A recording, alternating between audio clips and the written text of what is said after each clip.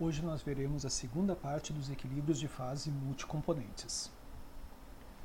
Vamos analisar o equilíbrio líquido-vapor, primeiro com alguns conceitos preliminares e aplicando para soluções ideais ou quase ideais.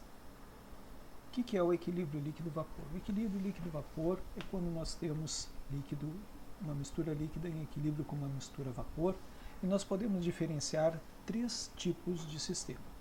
Os líquidos são completamente miscíveis, os líquidos são parcialmente miscíveis e os líquidos são immiscíveis.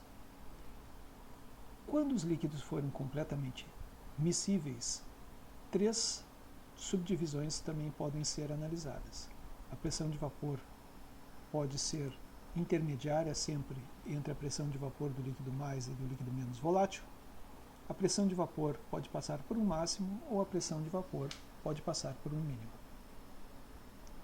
Vamos começar analisando os líquidos completamente miscíveis, onde a pressão de vapor é sempre intermediária entre os componentes puros.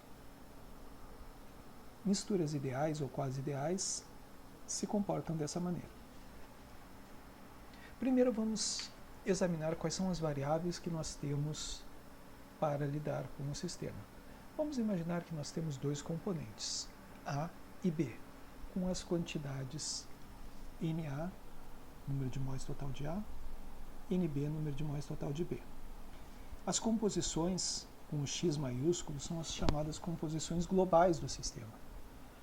Na fase vapor, nós vamos chamar Na índice V, Nb índice V, para o número de mols de A e de B, respectivamente na fase vapor. E as frações molares na fase vapor vão ser denominadas com a letra Y. Então, YA e YB são as frações molares de A e de B na fase vapor. Na fase líquida, nós vamos ter as quantidades Na e Nb, índice L, número de mols de A e número de mols de B na fase líquida. E as composições, em termos de fração molar, são XA e XB. Reparem que aqui o X é um X minúsculo, ao passo que aqui o X é maiúsculo. Como nós vimos na última aula, de acordo com a regra das fases, o número de graus de liberdade é igual a C mais 2 menos o número de fases. Como nós temos dois componentes, é igual a 4 menos F.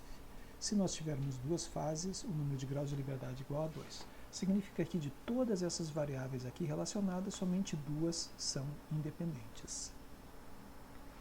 Vamos imaginar o que acontece com a pressão à medida que nós formos adicionando um componente à mistura.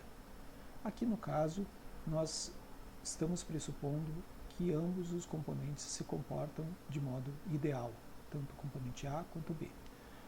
A pressão do componente B, o vermelho aqui, vai crescendo linearmente à medida que nós adicionamos o componente B. Na verdade, aqui é PB igual a XB, PB asterisco, onde PB asterisco aqui é a pressão do componente B puro. A pressão do componente A, por sua vez, vai diminuindo ao longo dessa reta, com XA, PA asterisco, onde PA asterisco é a pressão do componente puro. Como a gente vê então aqui, a pressão de vapor de A vai diminuindo à medida que a pressão de vapor de B vai aumentando. E a proporção, então, de B vai crescendo no vapor à medida que nós nos aproximamos desse canto aqui, que significa o B puro, ao passo que esse aqui significa o A puro. O eixo aqui é dado pela fração molar de B. Então, XB igual a 0 é o A puro, XB igual a 1 é o B puro. E aqui nós temos composições intermediárias. Vamos calcular, de acordo com a lei de Raoult, quais são as pressões de A e de B. A pressão de A é XA, PA puro, a pressão de B é XB, PB puro. Somando ambos, a pressão de A mais a pressão de B, nós temos a pressão total na mistura, que vai ser igual, então, aqui a gente tem que considerar que a pressão de B pode ser calculada em termos da fração molar de B, mas também pode ser calculada em termos da fração molar de A. Isso aqui vai ser igual a 1 menos XA PB puro, de modo que nós podemos expressar a pressão total como PB puro mais PA puro menos PB puro vezes XA, que é exatamente essa linha reta indicada aqui. Ora, por outro lado, cada componente exerce uma pressão de vapor, uma pressão parcial na mistura a vapor. A pressão de A está relacionada à pressão total da mistura a vapor com a fração molar YA vezes P. A pressão de B está relacionada à composição da mistura a vapor também com YB vezes P. De modo que nós podemos dizer, ou podemos enxergar isso aqui como sendo a causa, por assim dizer, ou seja, a composição na fase líquida, vai determinar a composição aqui na fase vapor. Ou seja, podemos calcular a composição na fase vapor com base na composição na fase líquida. Por exemplo, vamos imaginar que nós tenhamos 0,4 mol de tolueno, cuja pressão de vapor enquanto líquido puro é 29,1 torr, e 1,6 mol de benzeno, cuja pressão enquanto líquido puro é 94,6 torr. Se nós misturarmos então esses dois, supondo que se trate de uma solução ideal, quais vão ser as pressões na fase vapor? A pressão do tolueno vai ser a fração molar do tolueno vezes a pressão do tolueno enquanto líquido puro. Como nós temos aqui, no caso, uma mistura contendo 1,6 mol de benzeno e 0,4 mol de tolueno, o número total de mols é 2. A fração de tolueno é 0,4 sobre 0,2, que é igual a 0,2. Então 0,2 é a fração molar do tolueno. A fração molar do tolueno vezes a pressão de vapor do tolueno puro, 29,1, vai dar 5,8. Essa é a pressão de vapor real do tolueno nessas condições. Para o benzeno, nós fazemos cálculos análogos. A fração molar do benzeno, 1,6 sobre 2 é 0,8. 0,8 multiplicado pela pressão de vapor do benzeno, 94,6, vai dar 75,7 torr. Essas são as pressões de vapor de tolueno e benzeno, então, na mistura. Somando ambos, vai dar 81,5 torr. E a fração molar na fase vapor pode ser calculada pelo quociente entre a pressão do componente e a pressão total, ou seja, 5,8 dividido por 81,5, 0,07, 75,7 dividido por 81,5, 0,93. O que significa isso? Significa que uma mistura líquida que tinha 20% de tolueno e 80% de benzeno, nessas condições, vai resultar numa mistura a vapor que tem 7% de tolueno e 93% de benzeno. 93% de benzeno. Vocês veem que houve um enriquecimento proporcional maior no benzeno, que é precisamente aquele componente mais volátil. Certo? A gente também, assim como nós podemos expressar a pressão de vapor total do sistema, a pressão de cada componente, a pressão total em função da mistura líquida, da mesma maneira nós podemos expressar a pressão total em função da mistura vapor.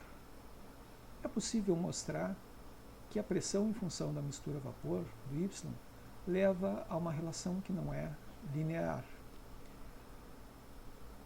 Porém, ela também inicia e termina nas pressões de vapor dos líquidos puros. Vamos analisar um exemplo para podermos entender do que se trata. Vamos imaginar que nós façamos a análise do vapor da mistura, de uma mistura benzeno e tolueno, e que nós constatemos que no vapor há 85% de benzeno. Vamos calcular qual seria a composição da mistura líquida que estaria em equilíbrio com essa mistura a vapor nessas condições. Utilizando aquela fórmula que me diz como é que é a pressão total em função da composição da mistura vapor, nós podemos perceber que como a composição é de 85% de benzeno, significa que 15% são tolueno, ou seja, a fração em termos de tolueno é 0,15. Substituindo pelas pressões do tolueno puro, os dados do exercício anterior mostram 29,1 torr. E do benzeno puro, os dados do exercício anterior mostram 94,6 torr. Nós chegamos a uma pressão de 70,7. Essa pressão de 70,7, que é a pressão total, nos permite calcular as pressões parciais de cada componente, do tolueno e do benzeno, 10,6 e 60,1, respectivamente. E fazendo o quociente entre a pressão do tolueno e a pressão que o tolueno teria se fosse um líquido puro, a pressão do benzeno e a pressão que o benzeno teria se fosse um líquido puro, nós podemos calcular a fração molar na mistura líquida. A fração molar na mistura líquida do tolueno é 0,36 e do benzeno é 0,64. Significa, no líquido temos 64% de benzeno e 36% de tolueno, e no vapor temos 85% de benzeno e 15% de tolueno. Ou seja, nós temos também, aqui nesse caso, um enriquecimento proporcional na fase vapor com aquele componente que é o componente mais volátil.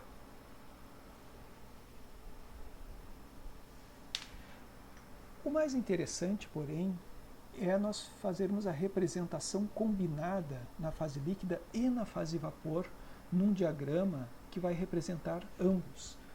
XB aqui é a composição na fase líquida, YB é a composição na fase vapor. Se nós unirmos os dois eixos num só, ou seja, no caso aqui são duas abscissas diferentes para o mesmo gráfico, nós vamos ter que essa aqui é a curva de composição do vapor, essa curva de composição do líquido. E nós podemos interpretar esse diagrama como da seguinte maneira. Sempre que nós temos um ponto em cima dessas linhas, nós temos um equilíbrio caracterizado por uma determinada composição aqui na fase vapor e aqui uma composição na fase líquida. Qualquer ponto que está no interior desse sistema aqui, entre essas duas curvas, é um ponto onde nós temos líquido mais vapor. E, na verdade, o líquido com essa composição e um vapor com essa composição. Aqui nesse ponto, por exemplo, nós vamos ter um líquido com essa composição e um vapor com essa composição. A altas pressões, o sistema está inteiramente na fase líquida. Nós não temos duas fases, temos uma fase só, uma fase líquida, uma mistura homogênea líquida. A baixas pressões, também nós não temos duas fases, temos uma fase só, uma mistura homogênea na fase vapor. Nós podemos também analisar a quantidade relativa dos componentes na mistura. Vamos fazer uma análise detalhada desse ponto aqui, ponto C aqui, onde nós temos um líquido L e um vapor V em equilíbrio numa determinada composição. Se nós começássemos a uma pressão extremamente alta, no ponto A aqui, nós teríamos somente uma mistura líquida. Quando ele chega no ponto B aqui, começa a se formar o primeiro vapor. À medida que a pressão vai diminuindo, nós ingressamos num sistema com duas fases. Aqui no ponto C, o sistema se encontra bem dividido em duas fases, uma fase líquida e uma fase vapor, e no ponto D aqui desaparece o último resquício de fase líquida e nós temos, em direção ao ponto E, o sistema integralmente na fase vapor. As quantidades relativas que nós temos quando o sistema está no ponto C aqui são dadas pela chamada regra da alavanca. O número de mols da fase líquida vezes essa distância é igual ao número de mols da fase vapor vezes essa distância. Essa distância aqui é dada por fração global menos fração da fase líquida, e essa outra distância é fração da fase vapor menos fração global. A gente pode representar pictoricamente a regra da alavanca como sendo isso aqui. Se o ponto de apoio fosse aqui, próximo do L, a gente teria uma quantidade grande de líquido e uma quantidade pequena de vapor. Se a gente tivesse um ponto mais ou menos no meio do caminho, a gente teria quantidades equivalentes de líquido e vapor. Já o ponto de referência aqui teria uma quantidade muito maior de vapor e menor de líquido. A gente pode, então, calcular o que vai acontecer no sistema na seguinte situação. Vamos imaginar a 25 graus Celsius, os dados são os mesmos dos exercícios anteriores, a pressão de vapor do benzeno é 94,6 torr e a pressão de vapor do tolueno é 29,1 torr. Calcule quais são as fases em equilíbrio e suas quantidades, se nós misturarmos 1,6 mol de benzeno e 0,4 mol de tolueno num recipiente no qual é possível controlar a pressão. Vamos considerar 3 casos: pressão total 60, pressão total 70, pressão total 90 torr. A solução é a seguinte: se nós misturarmos então 1,6 mol de benzeno, 0,4 mol de tolueno, são as proporções que vão dar na mistura global xt global 0,2, xb global 0,8, 20% de tolueno, 80% de benzeno. No caso aqui, nós não sabemos se isso aqui está na fase líquida ou se está na fase vapor. Isso vai depender da pressão que nós vamos impor ao sistema. A menor pressão compatível com a existência de duas fases seria aquela pressão na qual praticamente toda a mistura está na fase vapor, ou seja, o Y de T seria o X de T global, que seria 0,2. Da mesma maneira, o Y de B seria o X de B global, que seria 0,8. Colocando esse valor de 0,2 aqui na fórmula da pressão, nós vemos que essa pressão é de 65,2 torr. A maior pressão compatível com a existência de duas fases seria aquela na qual praticamente toda a mistura estaria na fase líquida, ou seja, o xt, fração molar da fase líquida, seria o xt global, 0,2, e a coisa semelhante para o benzeno.